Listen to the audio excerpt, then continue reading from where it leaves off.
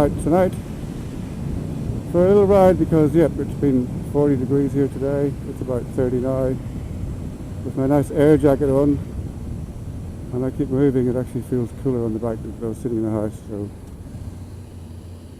I'm out in the back, and I was going to have a little talk about something, a bit of a continuation on part of my story about myself I told earlier, and also a connection to a vlog that WheelsNotHeels put up, maybe a month or two ago,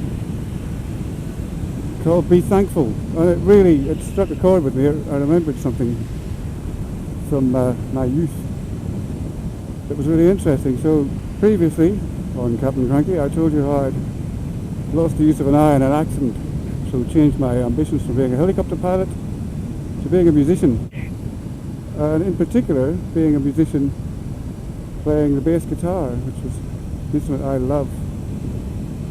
So I was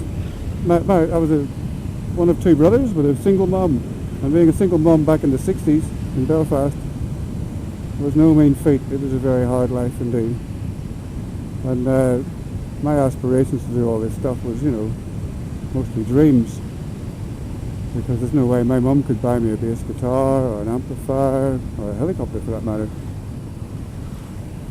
But anyway, as luck would have it, I ended up getting a compensation payout for the eye injury and the loss of the use of one eye.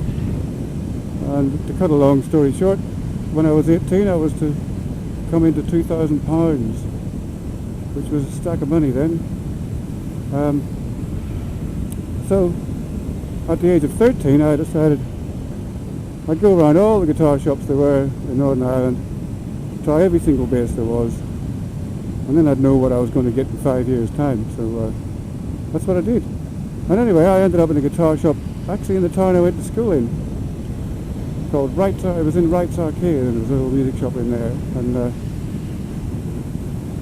I tried all his bass guitars, and he had a Guild bass guitar. It was the absolutely newest thing out, and it was bloody awesome.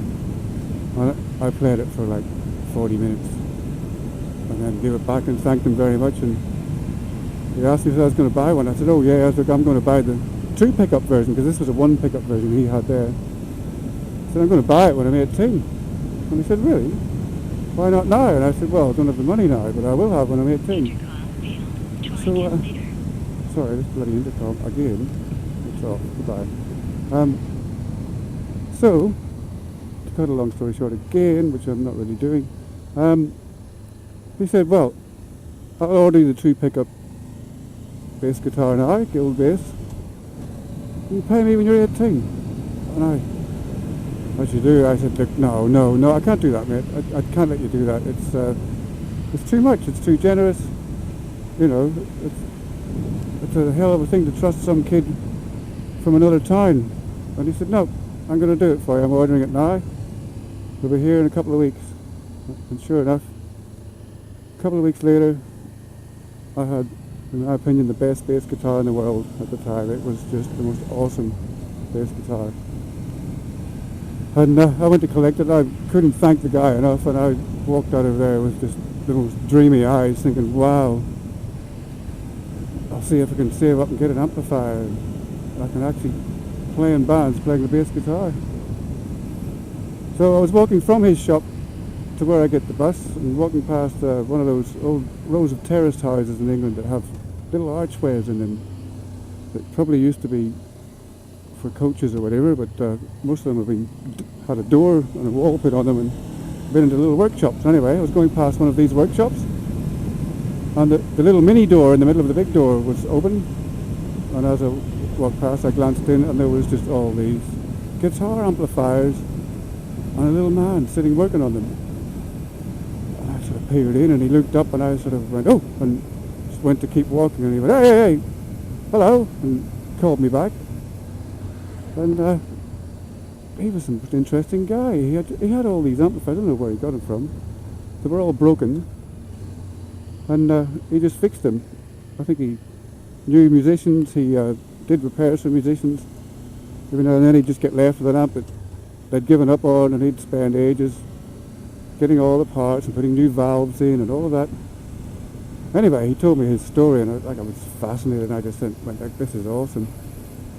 But before I left there, he told me I could have a guitar, a bass amp, and a speaker combo. It was a separate amp and a 4x12 speaker for 50 quid. Now that's a joke. This was probably 400 quid's worth of gear. And I said, well, that's awesome. And I went and I delivered papers, and I worked in a bar, and I painted posters for a bar. I did a few jobs, and I saved up the money, and I got the amp off him, and that was me. Started as a musician. I still have that guitar. It's just, I still think it's the best bass guitar in the whole world. And I had the amplifier for 10 years. I actually used it through all of my basically pro or semi-pro years of being a musician. It was great. It was a 151 Elgin bass amp. I went through a few different speakers, as you do, but I had the amp for a long time. So through a random act of kindness of some guy in a music shop and another guy who just fixed amps because he knew how to do it and he enjoyed doing it, my dream of becoming a musician became true almost overnight. It was awesome.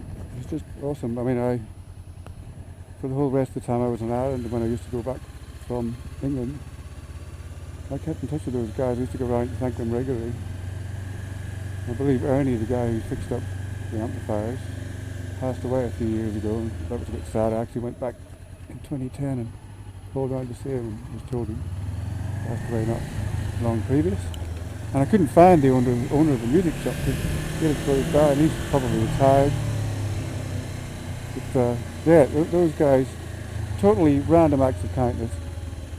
And of course, when I was 18, the moment I got my money, I went round and I saw the guy from the music shop and paid him for that bass guitar. So there you go. When you say be thankful, Wheels, that's, yeah, I was incredibly thankful then. It also taught me to be thankful, I think. I mean, my dream wasn't going to come true. I kept dreaming it, but it wasn't going to come true without some sort of miracle, or me waiting 5 years, or, you know, working very low paid jobs probably to get somewhere. And it did come true for me. So there you go. That's my little story. Captain Cranky out.